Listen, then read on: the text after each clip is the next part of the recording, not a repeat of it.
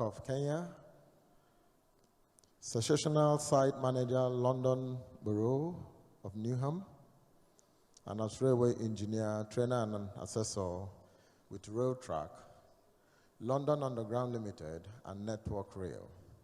He's the founder and director of Just Lawson UK Limited, a railway training company, Phonics Protection Services Limited, and of course, Absolute Healthcare Limited. Let us welcome the speaker of the day, Dr. Lawson Mbuggus.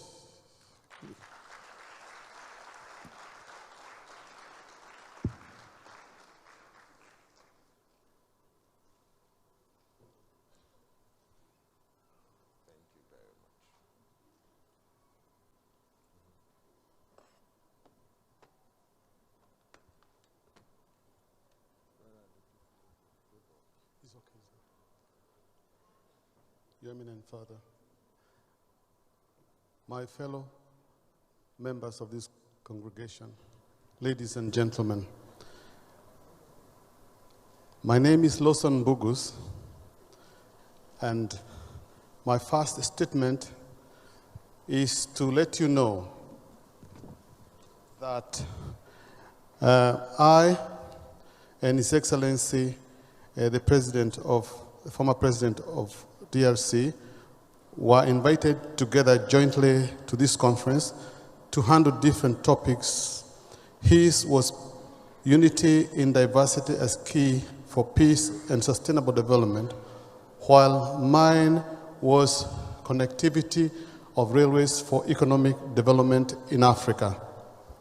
All arrangements were made for the former President Joseph Kabila to attend this conference, and I have been in constant contact with his protocol for finding the trouble, making arrangements, the trouble for this conference. However, the events of the last 2 weeks were devastating. The outbreak of the Omicron virus and subsequent shutting of borders for 6 African countries brought about challenges of travel and protocol. The addition of Nigeria on the travel ban by UK presented the last unsurmountable obstacle, and as such, we cannot have him here in our conference today. Last night, I spoke to his team in DRC, who wished us well and a successful discussion today.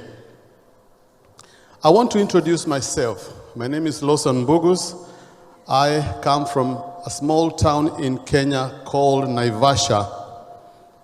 And in my looking at the pride, like everyone has the pride of their hometown, I looked at the space that Nigeria occupies, 975,769 square kilometers, and the number of birds that are in Nigeria, 975 species. I come from Naivasha, a small town of 54 square miles, a population not of 200 million like Nigeria, but 200,000, but which has got a species of 306 birds. Just about a third of all the species of birds in the whole of Nigeria. So that is the pride I come with, because we have always something to be proud about from wherever we come from. My topic is the connectivity and railway connectivity and economic development. Don't worry about it. Don't worry about it. Now, I would first want to talk about home, which is Nigeria. I would not be in the railway today had my colleague not introduced me into the whole idea of network rail. But before I go there, I will just give you something little about myself. I was born in Naivasha in a family of 7. My father, an ex-serviceman in the Second World War. My mother, a peasant lady. I went to CCEA Primary School in Thompson's Falls, Government Somali Boys Boarding School for my primary, Naivasha Girls Secondary School. Don't be surprised, it is Naivasha Girls Secondary School for my secondary, Kagumo High School for my A-levels, the University of Nairobi, where I graduated, and took my postgraduate at Eastern and South African Management Institute in Tanzania. I studied for my MSc from the University of East London. I did my law studies at University of Wolverhampton, and I finally got my Doctor of Philosophy from the United Graduate College and Seminary International in the USA.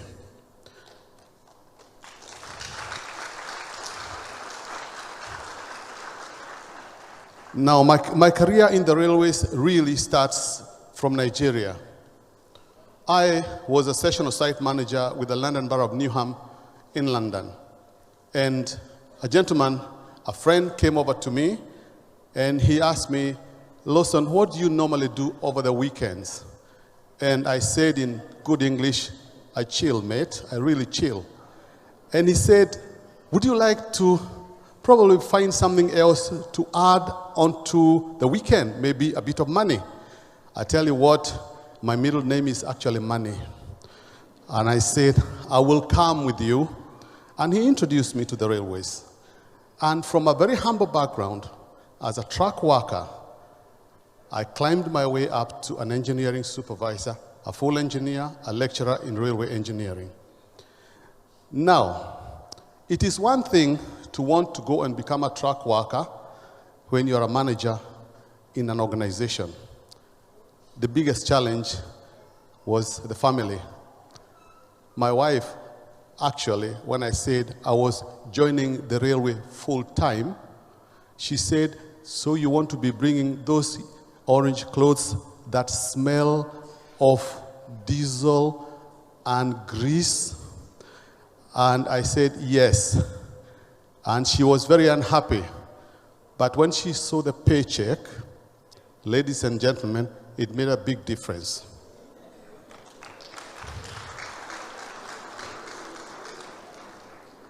Like we say, charity starts at home. So before I talk about the international, the African dream, let me read you a speech that I wrote with my friend Solomon Olubuyi from the United States on railway connectivity in Nigeria. And this is the speech. Your Excellency, the Honorable, my colleagues, ladies and gentlemen, compliments of the season to you all as we are all looking for a better Africa in the years to come. I consider it a special honor to be here and allowing me to present to this inaugural assembly an important discussion that is pertinent to us all about Africa, our motherland. I may not be from Nigeria or Ghana, but I'm proud to be African, well-positioned continent in the world that has its averseness in land occupation, larger in knife to consume the whole of the America and the Europe put together. Besides, it's an abundant wealth of minerals and natural resources. Its landscape and the general weather conditions surpasses all. But in spite of all these exceptional benefits of Africa, still finds itself in a hollow of despondency, so to say, behind in many socio-economic events of the civilized world. I have been called today to speak on the importance of railway sustainability for Africa development. I may not be saying anything new to many of us at this forum today, but will focus on the way forward to finding permanent solution to one of the major segments of the economic sector, transportation industry. We may not be able to exhaust all discussions today about the current problems and challenges facing the 4 major modes of transportation in the continent, which is attributed downturn of its economic status compared to the developed nations of Europe, Asia, America, and so on in the 21st century. In particular reference with Nigeria, the question that bothers my mind is why are we where we are in the face of global economy around the world that we are living in today? Presently, the movement of people and all types of goods and all over the country is handled by road transport, and to worsen it all, most of the roads are dilapidated, poorly maintained, hazardous, and have constituted death traps to the large majority of the populace. There is no doubt that Nigeria is one of Africa's countries that have spent a considerable amount of their financial resources building and expanding, modernizing her transportation, but mostly concentrate on roads above all other facets of infrastructure of the four modes of transportation. Scholars have held many debates and conferences of this nature addressing touchy economic issues affecting transportation with no constructive follow-up that may produce tangible outcome. Despite all efforts transcending the circumstances prevailing in the Nigerian economy translates the fact that where a nation is lacking in the factors conducive to growth, no amount of transport investment can produce economic development. Alliance for Africa Development, Progress and Integrity, which is an African diaspora organization, has been consistent in proposing ideas and facilitating different programs that may help the government of Nigeria in direction that may get things turned around for the nation, but perennial negativeness abounds with the attitudes of the recipients and the representatives of government at both regional and federal level has always mounted, so dampened these genuine and logical proposals. One such proposal is the Lagos-Ogun City Express Rail Services, proposed and being facilitated by AAPI UK and USA, where similar impediments are constituting obstacles in the wheels of progress to getting the projects off the ground. Systems like the BRT, the Blue Line and the Red Line that were to be constructed or are being constructed in Lagos. I'm very proud to let you know that both the Blue Line and the Red Line were drawn in my office in Box Lane, Barking. Engineers came from here. We gave them the space. We contributed our minds and our brains to them. The ICR would require dedicated railway network to deliver the necessary levels of systems performance regarding journey time and reliability consistent with the strategic transport layout plans for Lagos and Ogun states. In Lagos, 2 days ago, I learned that there are people who wake up at 4 o'clock in the morning to travel 30 miles to Lagos and to get to work at 8 or 9 o'clock in the morning, leave work at 5 o'clock in the evening, and get to work at 10 o'clock or 11 o'clock in the night. That is unsustainable. That's a 30-minute journey. A 30-minute journey that very well takes a good 2 to 3 hours. It's not for this time and age. I was looking at my paper this morning to realize that the distance from Abeokuta to Lagos is 103 kilometers, 103.3 kilometers. The journey time is about 3 hours and 10 minutes. The same distance or longer, in fact, a longer distance from London to Birmingham, 106 kilometers, takes 1 hour, 20 minutes. Just about half of that time and half of the time back. These are things we need to think about.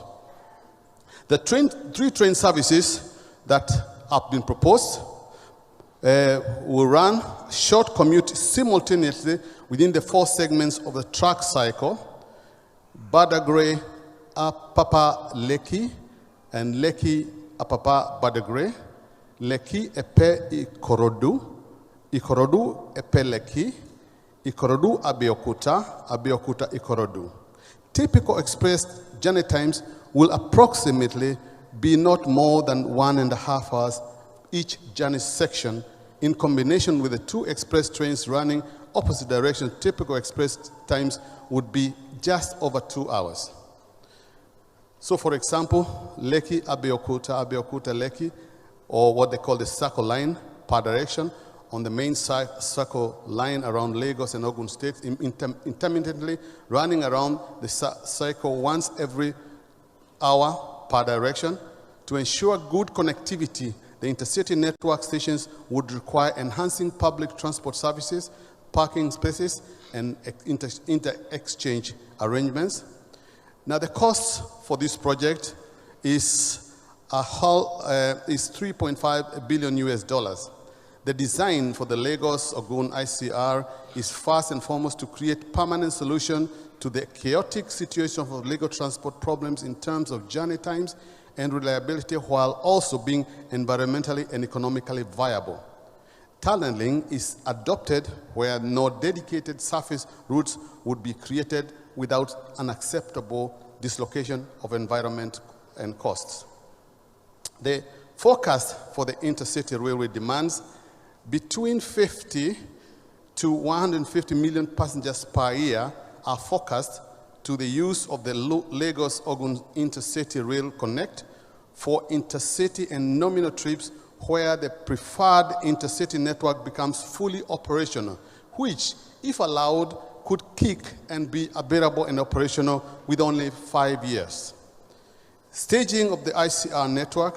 The optimal staging of the Lagos-Ogun Intercity Connect program would involve building the first named line of Lekki, Epe, Ikorodu, Epe, Lekki sector. Subsequent stages would be the Ikorodu, Abeokuta, Ikorodu sector, and the third would be Badagry, Apapa, Lekki, and Lekki, Apapa, Badagry sectors.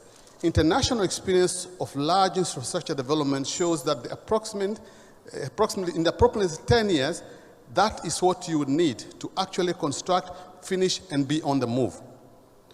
In the light of AAPI strategic approach with the technical partners, construction work can actually start as soon as these engagements is made possible. The financial arrangements are also in place to make that possible. It looks evident a good study of Lagos-Ogun ICR would have positive economic benefits using universal cost-benefit methodology guidelines, which are conventionally applied to major transport and infrastructure projects.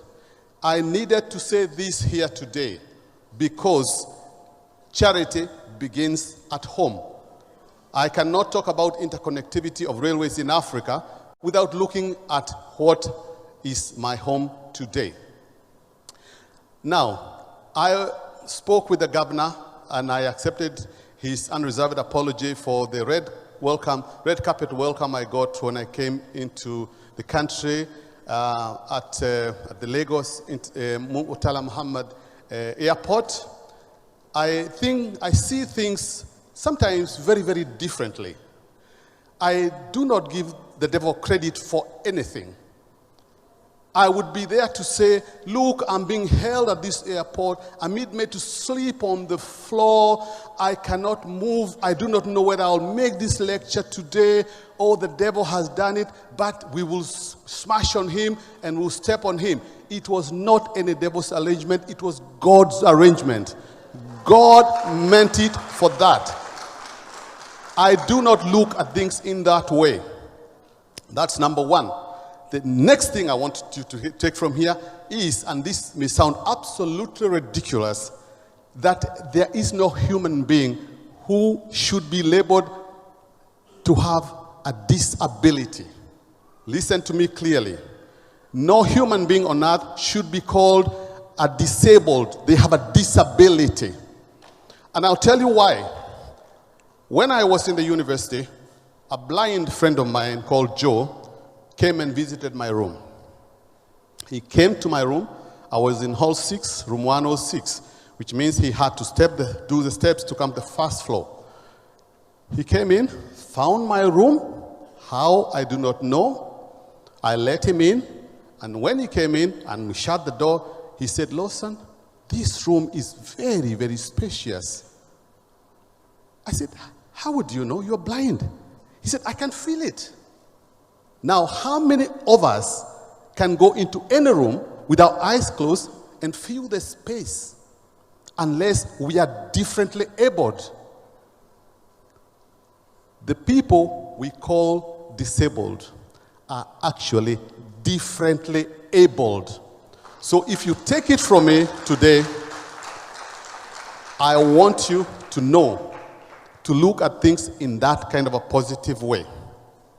Now, let me go to the topic of railways. The railways, of course, were introduced as part of the colonial development in our African countries. And our colonizers built the railways. Africa has 6 different gauges of railway. 6 different gauges. Which means if one rail was to connect and enter into another rail, you can never bring a train to run over that. So that's something for you to take home first. Second, when these rails were built, they were built at a tremendous cost. Tremendous.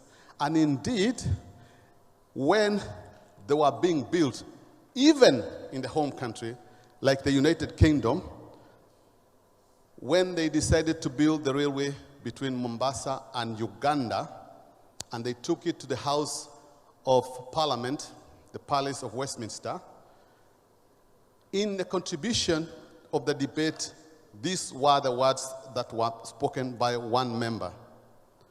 "What it will cost, no words can express. What its objects, no brain can suppose. Where it will start from, no one can guess. Where it is going to, nobody knows. What is the use of it? None can conjure. What it will carry, there is no one who can define." And in spite of George Curzon, who was by then British Foreign Secretary, superior lecture to this House, I clearly will brand it not but a lunatic line. Now, this was the thoughts expressed in that assembly on the building of the railways. This railway went ahead to be constructed at a human cost of 4 persons a mile. Very tremendous human cost. At a lot and a lot of money. But what came out of this railway? It came out of this railway came in my country 133 towns and 4 cities today. And something we do not think about or look or even guess about, that railway brought about the awareness that we can rule ourselves, and then hence the independence.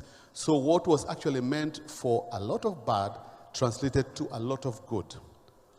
However, when we took over as independent nations in Africa, our leaderships in our countries, except 2 countries, which I will mention, were oblivious of advantages of railways.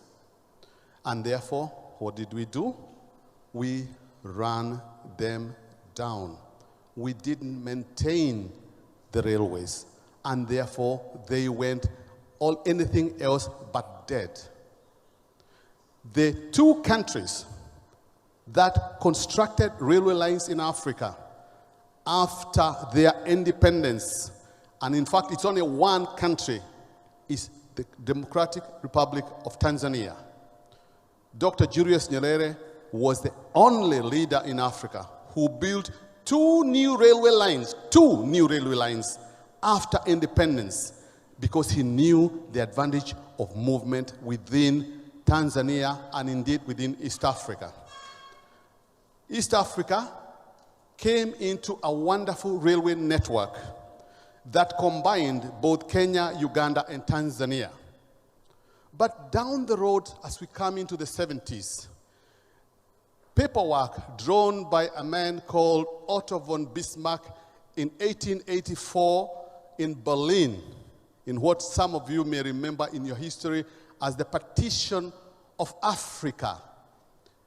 What these guys did, they sat on a table and they took the map of Africa and they drew lines on it and drew lines on it.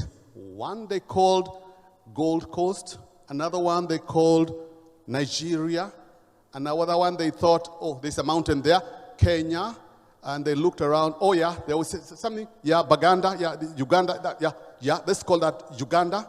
And meanwhile, you had the Belgians having their Congo, you have the French doing their Côte d'Ivoire, guys who sat out there in Berlin that came to eat East Africa, with everybody saying, this is my country. We don't want you. So what happened? The East African Railways died. The East African Airways died. The East African Currents Board died. I sometimes find myself with a lot of difficulty to understand exactly why we would allow ourselves, and you have examples in West Africa as well, why we would allow ourselves to get that to happen. But of course, I am known to have very, very wild imagination, and I ask extremely stupid kind of questions. For instance, I ask myself, I wonder what would have happened if when Moses got to the Red Sea and touched the water didn't part. And then sometimes I wonder, what would have happened if just that stone from David missed Goliath's head? So I'm not averse to having stupid kind of thoughts. So I might just, by talking about East Africa, coming up with some stupid questions like those, but they are important. So what we have found ourselves is a railway system that exists, that does not exist anymore, or exists in very, very, very poor conditions. Now, to make it worse in Africa is that we have our own corporation. I was involved a lot of time in Ghana with Ghana Railway Development Authority, and we wrote lots of papers. We went to many, many meetings. What we did not know about talking on rehabilitation of the railway is that the people who were in charge of these development authorities had already ceded off a lot of railway land to their friends. Maybe they sold it. So it was being difficult to implement what we thought should be done, only because we are so stupid in the diaspora, we have no idea how land transacts in these countries. I had a very interesting time in my country as they were building the SGR of going to the Railway Training Institute. And because I lecture railway engineering, and I started with Charity Begins at Home, I said, let me use my knowledge to try and build our own people in the knowledge of railways. So that when the railways comes to be built here in this country, at least our people will get employment. So I went to the railway training school, talked to the principal, went to where the old school used to be, and thought, it's wonderful. We can do something here. But you see, trains actually run on rails. And the training of a train driver, you cannot do it, a theory. They cannot just sit in class and they draw things and understand how to drive trains. You have to out a train from a training school onto a main railway line and then join the main railway line and know how to shun the train, how to drive the train, how to be the pilot man for the train.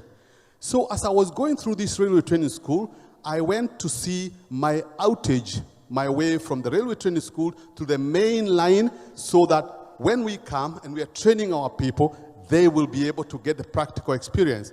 Lo and behold, between the railway training school and the main line were so many houses built that if I was to propose that we open it up, so many houses would be brought down, and yet the people who are already running the railway are the ones who had sold the land so that the houses can be built. So you see, I do kind of value my neck. I don't know about you.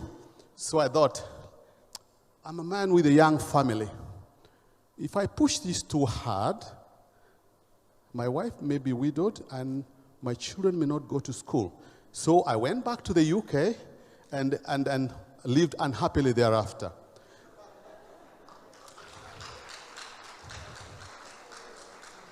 The next element is, because, of course, we couldn't train I wasn't able to help in the training. We would probably have had about 40,000 young men trained. And we in Africa, we are very good. You know, we have so much unemployment. We always say about it, don't we? Oh, we have so much unemployment. We want our youth to get jobs, and we want to do this and this and this. And this is even happening in Nigeria. It happens in my country. We built a line with very few Kenyans doing it. Lots of Chinese came to do the railway line. Aren't you doing the same in Nigeria? Aren't you even still shouting, there is unemployment? Then we don't understand whether we do understand or we will never understand. But that is also another story for another day. Now let's look about the interconnectivity in Africa. The Africa Integrated High-Speed Rail Network, an idea of the African Union jointly with NEPAD, is a fantastic idea. The idea is to build at least 12,000 kilometers of track in Africa, reconcile a lot of the tracks that are differently gauged, and get things moving in connectivity of Africa. The African Union High Representative for Infrastructure Development, who is the former Kenyan Prime Minister, Raila Odinga, when appointed on this post, said the following: his worries were corruption could be the project's biggest obstacle. Now, I've heard that word before. Maybe you have heard it, corruption. I think it doesn't sound quite good. And he said that would be the biggest obstacle. Why did he say this was an obstacle? I will quote exactly what he said. I will give you an example of railway. You go to Ethiopia, and the rates are different. You go to Nigeria, they are different.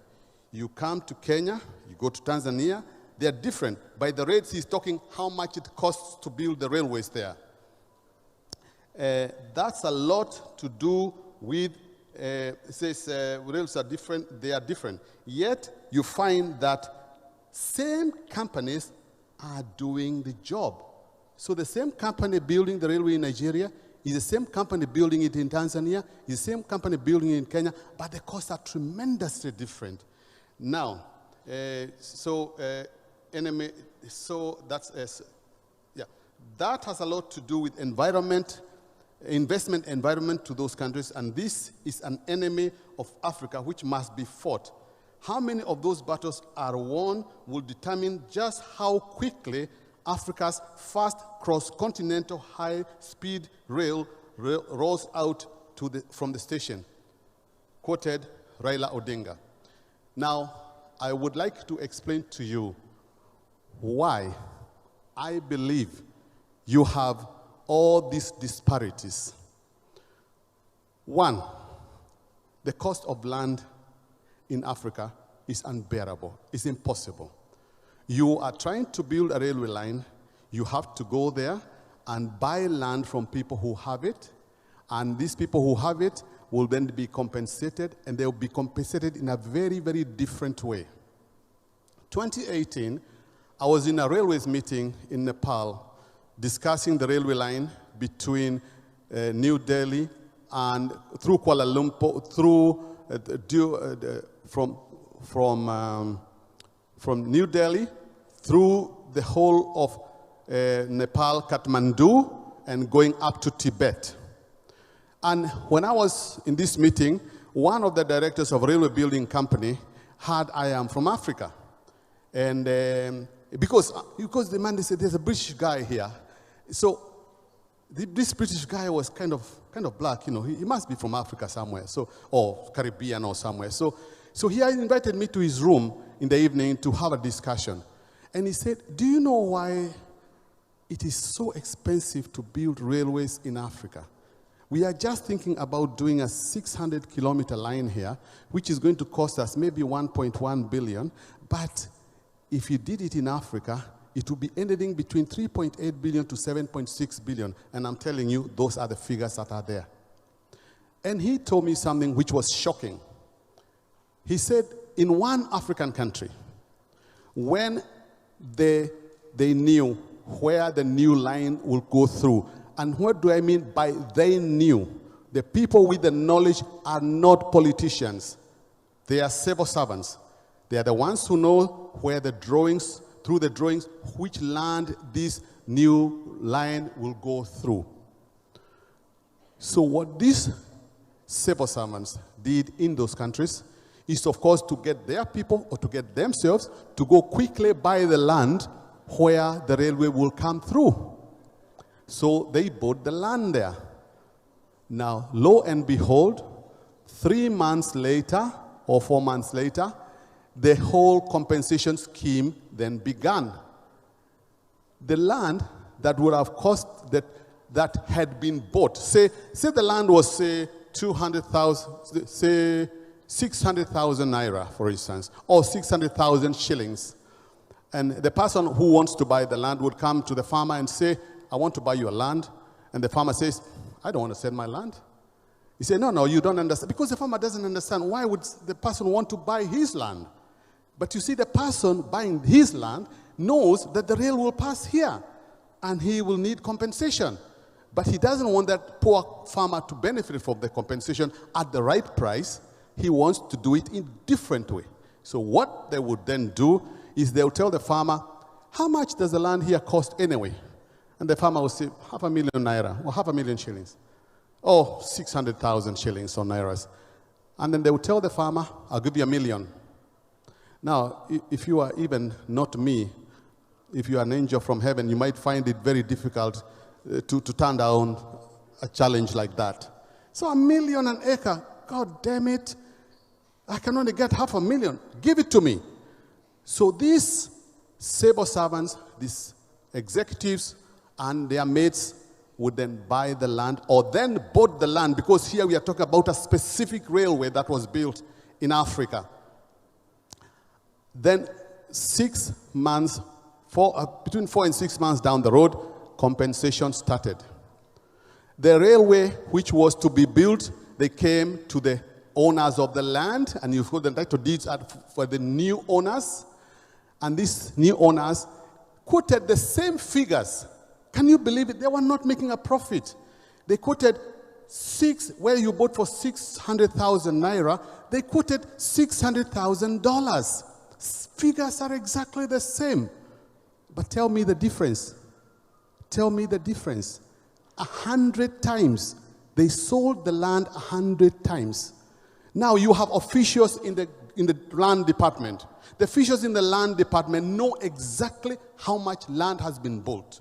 They can see this land was only bought the other day for 600,000 shillings. 600,000 nairas an acre. But suddenly this person who bought is now selling it to some organization for 100 times. But the person in the Department of Land cannot question that, because he is in it. He is a civil servant. He's somebody who is supposed to be protecting the system, but is eating from the system. Ladies and gentlemen, I propose to tell you this, that we have no problem with politicians at all. What we have problems are the professionals in Africa today. The professionals who will take a drawing and sell and accept that a compensation is done at 100 times. The professionals who, being a doctor, will be instructed by a politician to go ahead and put poison into a needle and put the needle into Mr. So-and-so to kill them. But then the doctor will not say, no, I am trained to preserve life. He's a professional, isn't he? He will not. What he will do is to take the money and just get rid of that guy, because he will say, if I don't do it, I probably will be the one who gets killed. That is one big problem we have in Africa. And I learned this personally. In the 90s, I was in Kenya, and a good friend of mine invited me. He said, look, we have a contract here to build a presidential entrance to the Nairobi showground. And because you have a construction company, why don't you just buy the tender document and price it, and with a bit of luck, you get the job. So I did. Got the tender document, got my quantity surveyor to price it, took the tender document back, and we were all called to a tender opening board. So everybody who tendered came and sat down. All the documents were open, all the prices were put down, and I tell you what, we were fourth lowest. Fourth. Not first, not second, not third, but fourth lowest. The chances of getting a job in that kind of a contract is 0. But when I got home, kind of disappointed, my brother told me, oh, don't worry, you'll do it. You'll do it. You know, he lives in my country. He said, don't worry, you'll do it. And I said, how would I be able to do it? He said, and I want you to listen to this word because it goes everywhere. I have connections. I have connections. Yes, he said, I have connections. You'll do the job. I said, okay, let's see your connections. So the following day, he got me early in the morning, took me to his connections. Then his connections, within 2 hours, had already brought the document, written very clearly, awarded. Awarded, signed in green, and 20% cash deposit. So I don't like asking too many questions. Of course, when somebody brings you a contract like that, you think, oh, hallelujah, I've got the contract. No sooner did I get this document than I left my office for a cup of tea. Coming back in half an hour, I was told there were guys from the police who were looking for you. And I said, from the police? Yeah, they said, yeah, they're from the police. I said, I don't know about that. What were they asking about? They said, they actually came to tell you you are the one who got the tender. So I thought, oh, that's not so bad. If they came to tell me I got the tender, that's wonderful. Now you wait until I got home. I got home, and my wife said, what have you done today? I have guys from the military, guys from the police, guys from the CID at the gate saying they want to see you. I said, I got the tender. She said, you can't. You are fourth lowest. I said, I did. She said, I've never trusted your brother. Never trusted your brother. But the thing is, I did get the tender. So I then went off to my watering hole close to my house. I was sitting in my car, and lo and behold, I had now visitors dropping in. You are the one who got the tender. You are the one who got the tender. How they know where I live, how they know where my watering hole, I have no idea. But yes, I got the tender. Now, when it came to actually examining the tender to do the work, I want to tell you, it was very, very shocking. Where we were supposed to have black cotton soil, we had marram soil. Black cotton soil is a soil that you cannot put any building on. You have to dig it all out and take it out, a whole 6 to 8 feet deep. Dig it all out, and you put in a lot of ballast to bring it to the level you can build a house. You are to price for that, but actually it was marram soil. Where we had 6 millimeter steel, what was needed was 2 millimeter steel. So the guys called me, they said, actually, you don't need 5.6 million shillings to do this job. With about under $1 million, you can do it. I said, no. I priced what I was told. I will put what I was told. And they said, but it's unnecessary. Why put 6 mil steel when you can actually manage 2 mil steel? I said, no. I will put everything that was there. The only thing I couldn't change is that I could not now bring black cotton soil and take it out because the ground was quite good. So I said, how can you do a document like this knowing it's a total lie? I was talking to the chief architect, the chief quantity surveyor, the main guys in the Ministry of Works. How could you do that? Now you know it. It's not the politicians to blame. It is our civil servants, our professionals, whom we call professionals, who have sold our heart to the devil.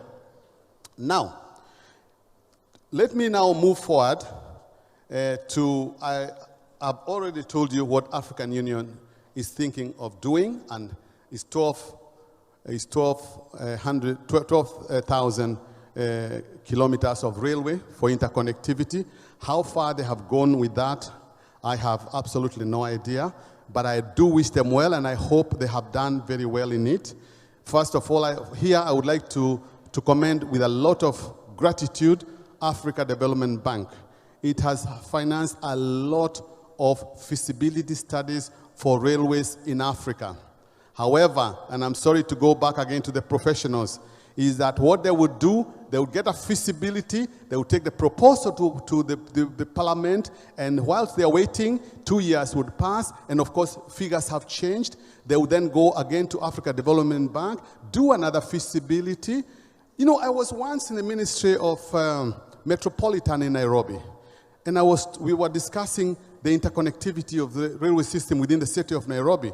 Lo and behold, in the minister's office were 6 feasibility studies, 6, all piling up dust on top of shelves. Each of them, you know, cost $3 million. So you think, with $3 million times 6, that's $18 million. You would have done so much with it. Even if you didn't put it in the railways, you probably build hospitals and things like that. But that's another story. Right. Now, I have my own personal proposal and my own vision for Africa in terms of railway connectivity. And for us to be able to understand that, I think it's an ideal time. The young man who was to play a video for me, have we got the man to do my video? I would like you to watch this video with a lot of interest, because my proposal will come directly from what you see in this video. So if you could play it for us, please. Highway. You have Algiers to Lagos. Algiers to Lagos, that road has been completed with only 200 kilometers left to be done. You have Tripoli to Cape Town, 10,808 kilometers. Tripoli to Cape Town, you can see that distance. That one is short, fairly short of getting anywhere near anywhere. You have only about 30% of that highway completed. You have Cairo to Cape Town, 10,288 kilometers. That is 88% complete. Dhaka to Jamena, 4,500 kilometers, is 80% complete. There's actually only 775 kilometers that require putting tarmac, but there are shades of dust roads there.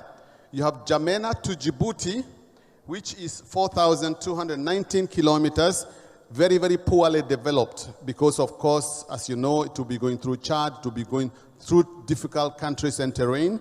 Then you have Dakar to Lagos, which is another 4,560 kilometers, which is 83% complete.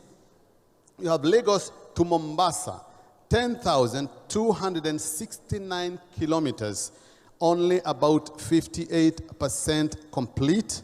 And then you have the Beira to Lobito, that is coming from Angola, Lobito, to Beira in Mozambique, 3,523 kilometers, about 60% complete, but the rest of it is joined by dust roads. So we have already something to work with.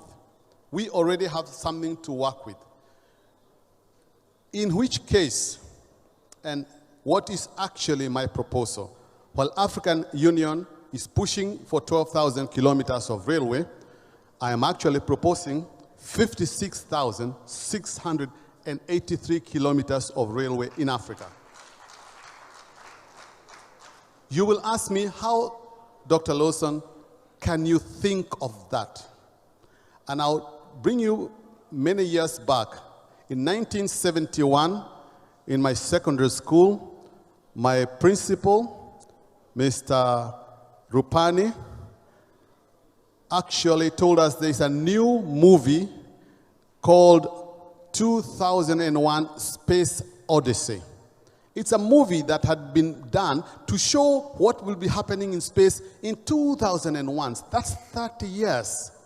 And we went and saw this movie, and lo and behold, today exactly those things are there.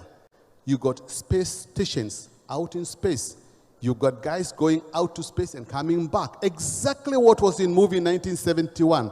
So, if that was done in 1971 and it was completed in 2001, in my lifetime it is there. I tell you what I'm proposing is possible and it will be done. How can I say it can be done? Remember what we said about compensation for land? Can you remember we talked about compensation for land? Where, where 600,000 naira will be actually compensated at $600,000. Yeah? We talked about that. What my proposal is a new system of building the railway called the Skyways. The Skyways is a suspended railway system that actually drives up in kind of almost above the ground, about 15 to sometimes 18 feet above the ground. So the rails would actually be suspended up in the air in kind of something. I tried to actually get this picture, which I'll try to show you. I tried to get it done by the technology over there, but I couldn't. But if I could try and show it to you, I don't know how good this will be and how far you can see it. Can everybody see that suspended railway system up in the sky? Yes, that is my proposal. Now, this proposal is that when it comes to doing any feasibility, the cost of feasibility is zero. Roads are already existing. Already all the things have been taken care of. When it comes to compensation for the land, we shall use the road reserves, or we shall use the space between the highways. So it's already in the ground. Then, when it comes to actually bringing in this technology, it's Russian technology from a Russian gentleman called Vladimir in Belarus. They started this technology there. They tested it in Belarus, and they have now built a big factory in Sharjah, in the Emirates, ready to move to build these kind of things for us. The cost of building a kilometer of railway using this system is about a tenth of the cost that we are using to build the conventional railways today. So that is something to think about. Now, talking about the advantages of it, I'll just pull out some papers here. The advantages of it. One, the speed. I was in Tanzania for the Dar es Salaam to Morogoro and to Matukupora railway connections. It's electrical multiple engine. This is one of the fastest trains in Africa at 125 miles per hour. I was in Ethiopia for the new line that goes through Eritrea to Djibouti. Very fast, 130 kilometers per hour, which is very, very good. Now, the speed here, we are talking about a top speed of 500 kilometers per hour, which means if you are to travel on it, it will be 3 or 4 times the conventional speed of the fastest trains in Africa today. Oh, sorry. Oh, I dropped something. Thank you. So, we are looking at a system which will carry cargo, and this would, at any one time, would be carrying over 200 metric tons of cargo at speeds of up to 350 kilometers per hour. And when it comes to maintenance, the maintenance is fairly low. It comes to carbon emission is extremely low. Now, how do I propose to get this out of the way with the people and the teams that I've been talking to about? The one thing about the highways which have been built is that they are all under highway authorities. They are not under a government of one particular country. And I'm now looking at the highway, the first of the roads that I talked to you about, the Cairo to Dakar. All those highways are within different highways authorities. whether it's from the Maglev between Cairo and Tunisia, the new road authority between Tunisia through Algeria to Morocco, and as you come down, there are roads authorities that are there. We need to work with these road authorities so that it will circumvent the issues of dealing directly with people who will be demanding money that we can bring railways to Africa, and nothing can be done if they do not get the money, which kills me. Now, the other thing is the possibility of working this is also, and very important, the money. So the question is, where are we proposing to get the money to these very, very crazy ventures? Before I come to the money, let me explain to you one thing which you may not know. Railways are not cash cows. Railways do not make money. I'm from England. Margaret Thatcher privatized our railway, believing that they will make a hell lot of money. Up to today, they still subsidize the railway. A friend of mine, Dr. Malawi from Glasgow, called me another day. He said, Lawson, there's a proposal here on my hands from the government of Malawi. They want to get a BOT arrangement for building a railway there. BOT means build, operate, and transfer. And I told Dr. Malawi, I'm a railway person.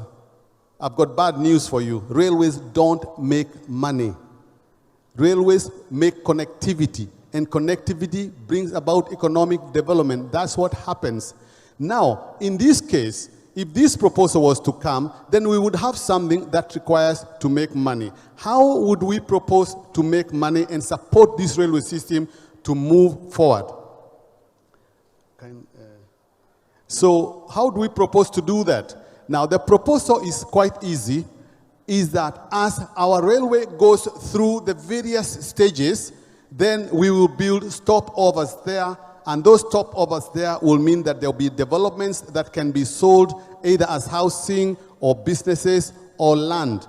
I also propose that out of all African countries, each of them have to make available at least a 5-kilometer square industrial park, which can be built with our funds, which will bring industry into Africa, and which is going to bring employment to Africa, and which is going to bring generation of revenue to the railway.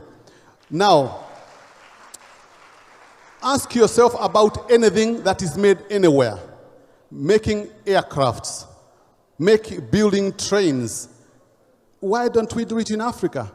We've got loads of brilliant young people. Just give them a bit of knowledge. We can build factories to build the trains that we shall put in this line, to build the railways that we put in these lines, to build everything.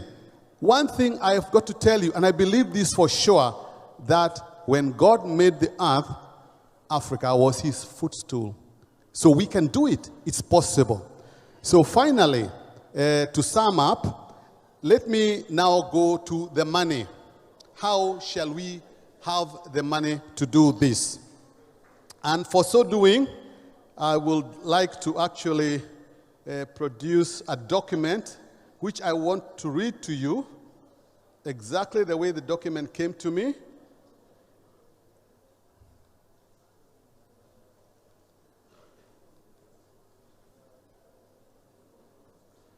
This is the document that I want to share with you. This document came to me through people I've worked with in various projects, an organization called European Economic Development Council. And this is what the letter says. Dear SARS, subject railway connectivity in Africa. We are greatly honored by your invitation to address the issue of railway connectivity in Africa. Your proposal to advise a 58,000-kilometer railway connectivity in Africa is, over the next 10 years, though extremely ambitious, is achievable.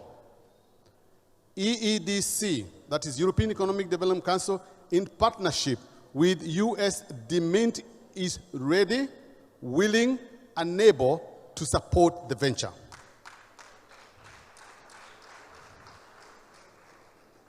please assure all who see your vision our support and our cooperation. You are the first people I've shared this vision. They are asking me to assure you that we have got the support and we have got the cooperation to make these funds available. The European Economic Development Council is an institution registered in the European Union as a public welfare organization and at the Spanish Home Office, primarily aimed at providing funding solutions to governments from emerging countries. Kindly accept the assurances of my highest reward. Now, what I always do is I want you to believe me by seeing that letter. That is the letter that has been written to you, to me, to say we can do it. I am extremely, extremely glad. I'm extremely glad at being given this opportunity to address this wonderful congregation and you wonderful people.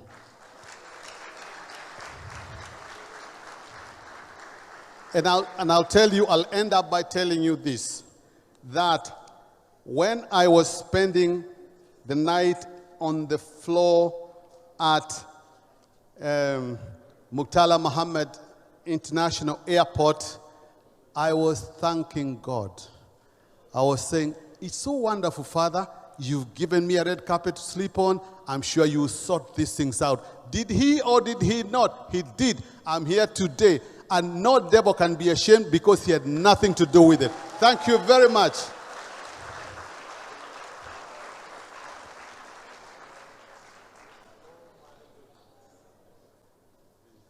Thank you very, very, very much. Thank you, my brother. A product of months of hard work. Now we can invite where is she? Hello? The next speaker. Okay, go ahead. Ladies and gentlemen, please be assured that we are working to ensure that we do not waste any further time. Please join me as I welcome the next speaker, the Patriarch, Christ Shepherd, Oga Osim, from Ikom Local Government Area and Cross River State of Nigeria. He is a member of the First Heavenly Order of the Christ Shepherd and Brotherhood of the Cross and Star. He was a member of the 144,000 Virgins Body for 20 years. He is a trained journalist and media professional in the Republic of South Africa. He is also a certified film producer and broadcaster, having been trained at New York Film Academy in USA. He has served as the general manager at Star Cross Television, BCS Deputy